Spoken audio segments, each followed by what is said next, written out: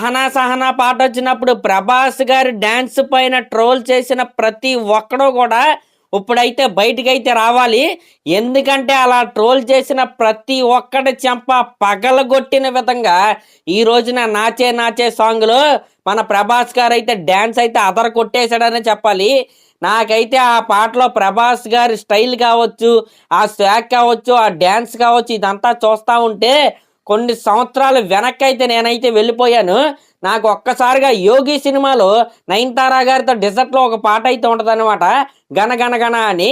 ఆ పాటలోని ప్రభాస్ గారు అయితే నా కళ్ళ ముందుకైతే అలా వచ్చారు.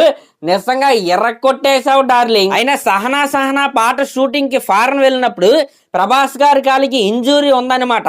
అందుకే ఆ స్టెప్స్ కొద్దిగా ఆడ్గా అనిపించినాయి. కొరియోగ్రఫీ కూడా చాలా లైట్గా అయితే ఉందన్నమాట. దాన్ని కూడా అర్థం చేసుకోకుండా చాలా మంది ప్రభాస్ గారిని అయితే ట్రోల్ అయితే చేశారు. అయితే ఈ నాచే నాచే సాంగ్లో ట్రోల్ చేయడానికి ఇంచి గ్యాప్ కూడా మన రెబల్ స్టార్ అయితే ఇవ్వలేదన్నమాట. అది మన ప్రభాస్ గారంటే. అయినా సరే ఇప్పుడు కూడా ట్రోల్ చేస్తాం, మాకు వాటితో వీటితో పని లేదు, మాకు ట్రోల్స్ వేయటమే మా పని, పొద్దున్న లెగిసిన కాడి నుంచి సాయంత్రం వరకు ఎవరికి వెళ్ళకాలా, ఎవడి మీద దుమ్మెత్తిపోయాలని ఆలోచిస్తూ ఉంటాం. కాబట్టి మాకు సిగ్గు లేదు, ఏమీ లేదు అనుకుంటే ట్రోల్స్ చేసుకోవచ్చు.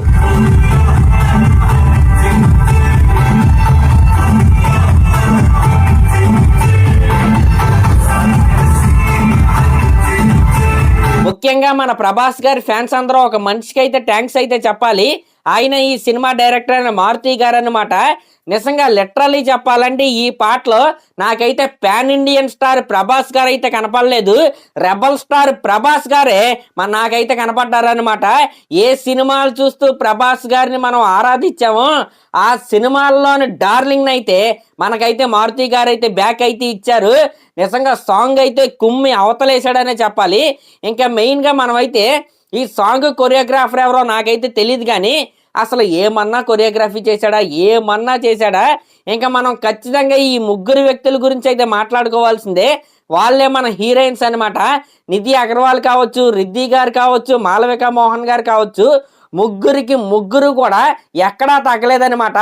అంటే 3 డ్రాగన్స్ యొక్క మీమ్ ఉంటుంది కదా, ఆ విధంగా ముగ్గురు కూడా ఎర్రకొట్టేసి అవతల పడేశారనే చెప్పాలి.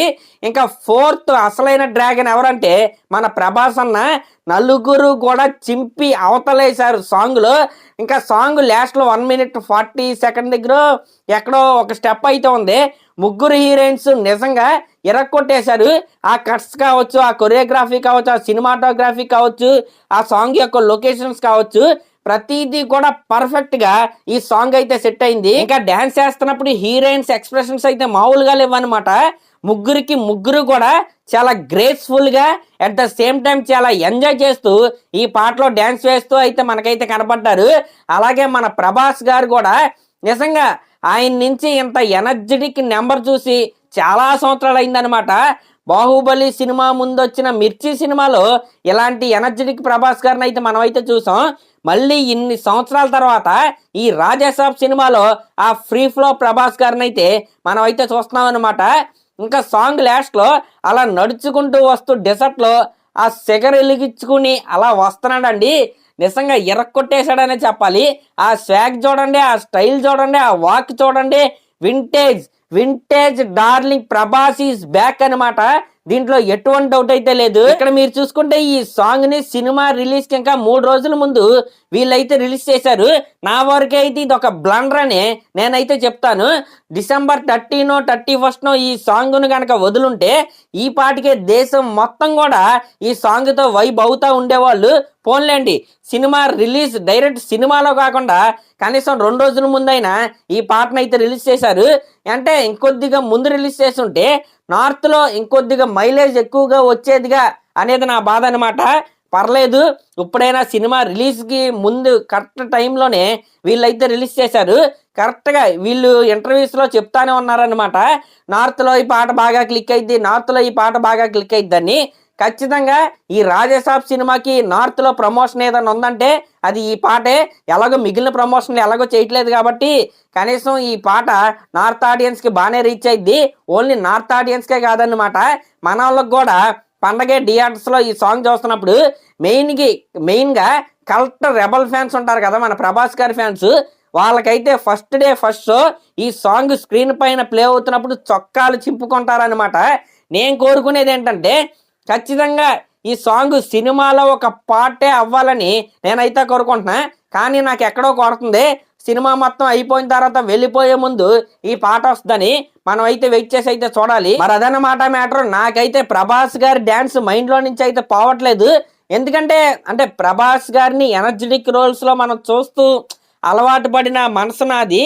అంటే ఇప్పుడు బాహుబలి సినిమా తర్వాత సాహోలో పాటలు ఉన్నప్పటికీ ఇంత ఎనర్జెటిక్గా ఆయన అయితే కనపడలేదు. దాని తర్వాత వచ్చిన ఏ సినిమాలో కూడా డ్యాన్స్ చేసే స్కోప్ లేదనమాట. ఇన్ని సంవత్సరాల తర్వాత వచ్చిన సినిమా రాజేసాబు.